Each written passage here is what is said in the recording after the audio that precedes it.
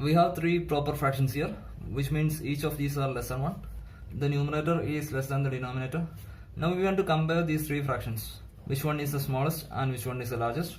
While we compare proper fractions, we can subtract any multiple of numerator from the denominator and the order won't be changed, right?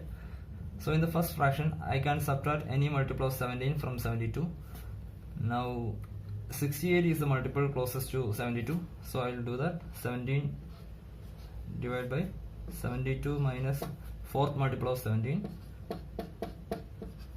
and we will do the same thing over here.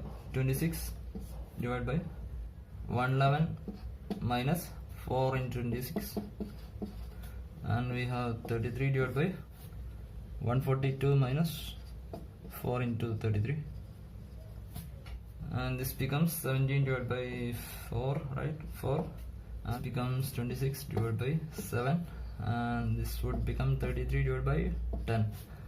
This would become 4.25, and this would be 21 by 7 plus 5 by 7, so 3.7, and this would be 3.3. Now we can say this one is the largest and this one is the smallest, so the order becomes like this. And since the order hasn't changed in any of the steps, we can write the same order here also. I think this is the fastest way we can compare fractions. Okay, thank you.